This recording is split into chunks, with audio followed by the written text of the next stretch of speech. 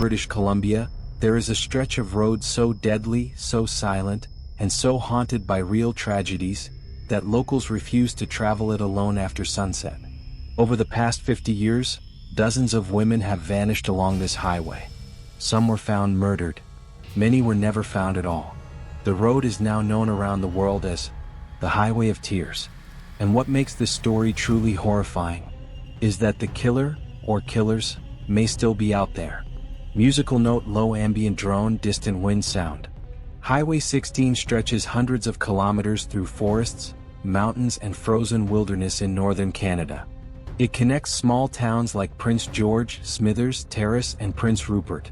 There are no large cities, no constant traffic, and for long distances, no phone signal, no help and no witnesses. At night, the road becomes a black ribbon of isolation. In 1969, the first known victim vanished. Her name was Tracy McBride, only 16 years old. She was hitchhiking along Highway 16 to visit a friend. She was never seen again. At the time, no one imagined this was the beginning of one of Canada's darkest crime corridors. Through the 1970s and 1980s, more girls began disappearing the same way. Most were young. Many were Indigenous. Nearly all were last seen hitchhiking along Highway 16. Some bodies were later discovered in forests and rivers. Others simply vanished, without a trace. Police realized they were not chasing one case. They were chasing a pattern. The towns along Highway 16 were poor, remote, and underserved. Buses were rare or non-existent. Taxis were expensive. For many young women, hitchhiking wasn't a choice, it was survival. They used the road for school, work, medical trips, and never imagined it would become a trap. In 1990, 28-year-old Tammy Lee Lane disappeared after being dropped off near Highway 16. Months later, her burned remains were found in the woods. She had been assaulted. She had been tortured. And someone had tried to erase all evidence by fire. No one was convicted. In 2005, police arrested Cody Leijbokoff, a young man linked to several murders near the highway. He was convicted for the deaths of multiple women. But investigators later confirmed something terrifying. Some Highway of Tears murders did not match his crimes. Which meant only one thing. There was more than one predator. Mothers waited at windows for daughters who never returned. Fathers searched forests alone for years. Entire families were destroyed by unanswered questions. Many remains were never recovered. No funeral. No goodbye. Only endless waiting. In 2015, after decades of pressure, the Canadian government officially launched a national inquiry. They confirmed what families had long known: systemic neglect, poor transportation, and ignored warnings had allowed these disappearances to continue for decades. Only then were safety measures and public transport expanded. Too late for most victims. Today, Highway 16 still cuts through the same forests. Cars still pass the same trees. And in some areas, memorial crosses still stand beside the asphalt. Drivers report strange feelings along certain stretches. Some claim to see figures in the distance at night. The road may look peaceful now, but its past is soaked in blood. Dozens of women disappeared on this road. Many killers were never caught. Some victims were never found. And the most terrifying truth is this: the Highway of Tears is not a legend. It is not a myth. It is not fiction. It is a real road. And its killers may have already passed you, in traffic. Musical note: low heartbeat sound fading into silence. On a silent stretch of road in England, truck drivers began dying in their vehicles without a single visible injury. No crash. No struggle. No warning. Only one final radio message echoed again and again through police logs. Someone is standing in front of my truck. What those men saw that night was never officially explained. This is the real mystery of the A6 dead truckers. The A6 road runs through the heart of England, connecting small towns, industrial zones, and remote countryside. During the 1990s, it became one of the busiest trucking routes in the region. Thousands of drivers traveled it every week, alone at night. What no one knew at the time was that this ordinary highway was about to become the center of a terrifying mystery. The first case appeared in early 1992. A parked cargo truck was discovered at a roadside rest area along the A6. Inside the driver's cabin, police found the trucker sitting upright behind the wheel. He was dead. There were no signs of injury. No crash. No robbery. The engine was cold.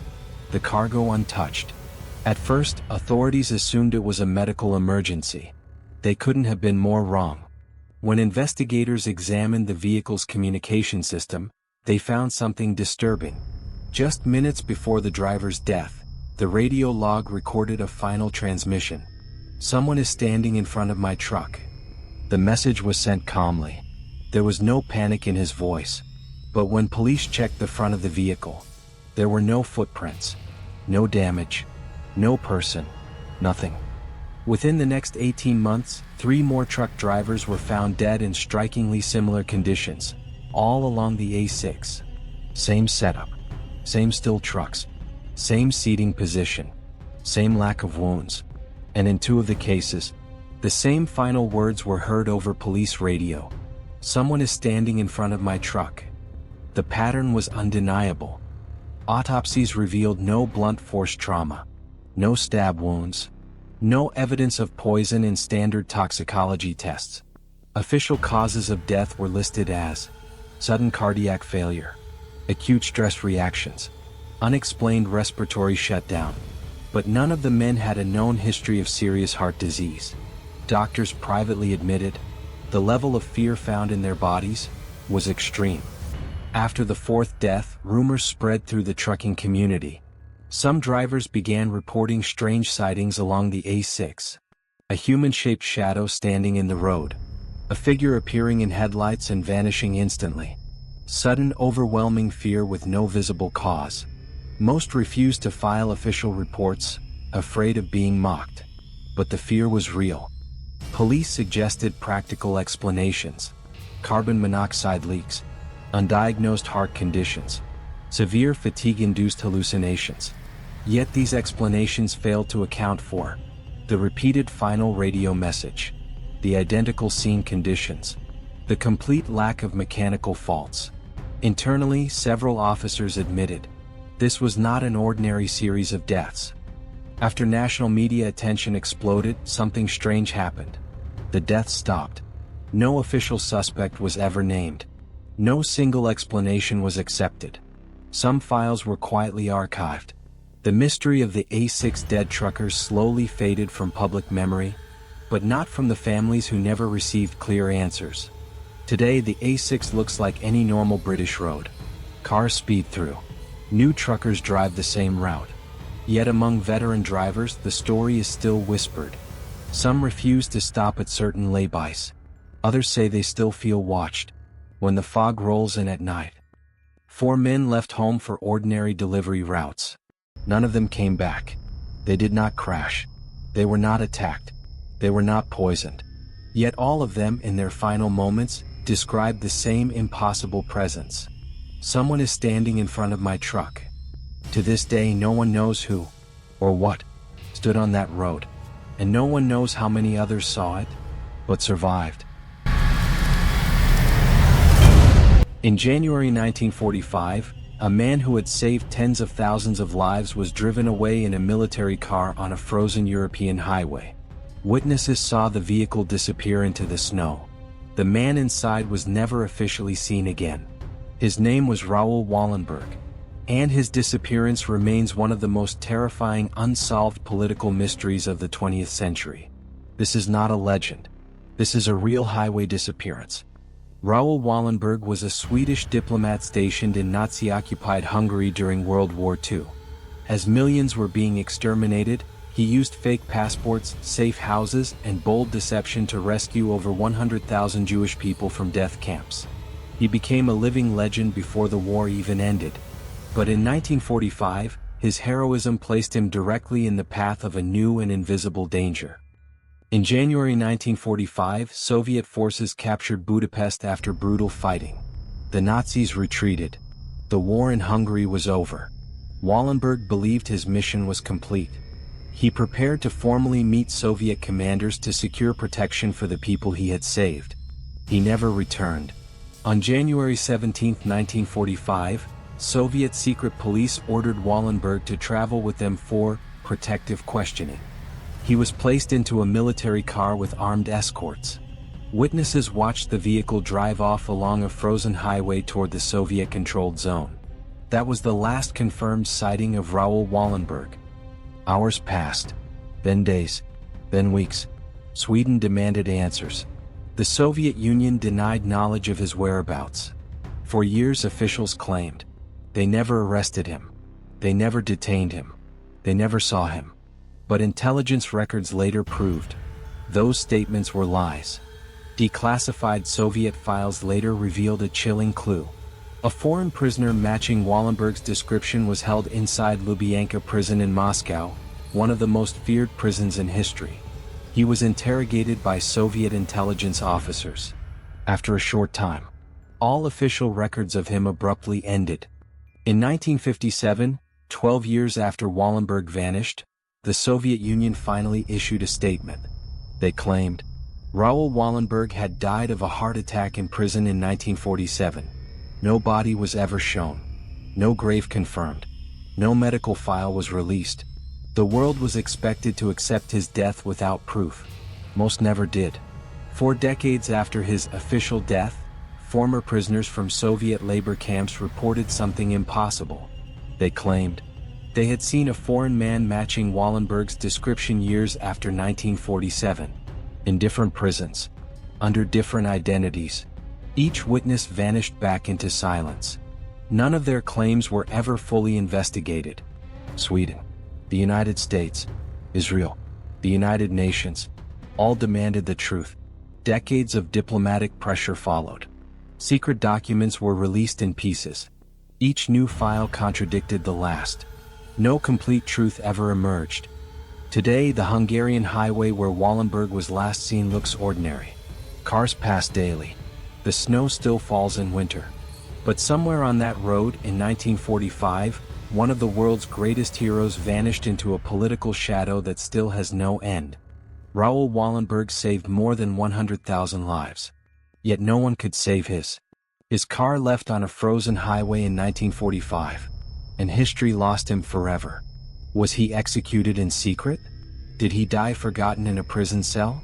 Or was he moved into a darkness that governments still refuse to reveal? One man vanished on a road. And with him, vanished one of the greatest unsolved mysteries of modern history. Done. On Christmas Eve 1945, a house in West Virginia burned to the ground while an entire town slept. By morning, 5 children were gone. No bodies. No bones. No proof of death. Only one disturbing question remained. Were the Sodder children kidnapped into the darkness and driven away on a highway, while their family believed they had burned? This is one of America's most chilling unsolved disappearances. George and Jenny Sodder were an immigrant couple living in Fayetteville, West Virginia. They had 10 children.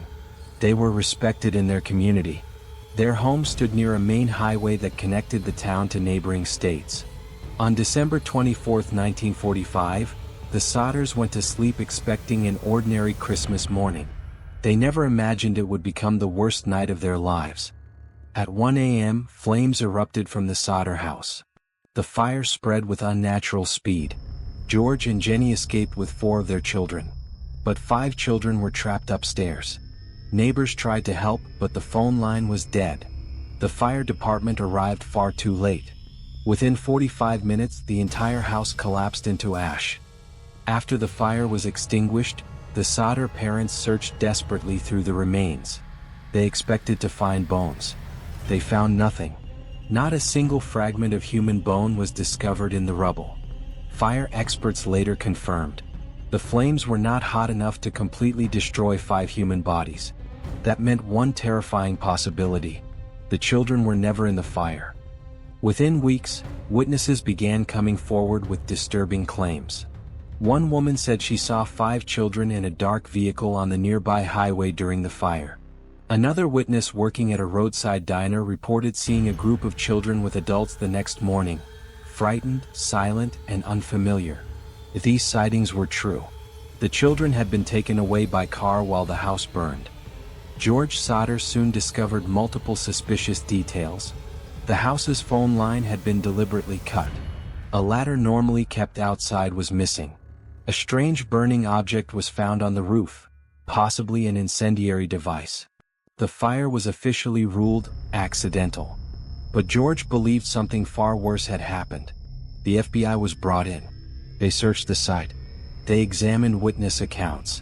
They studied the evidence. Eventually, the Bureau closed the case, declaring the children had died in the fire. But the Sauter family never accepted this. They had seen the ashes.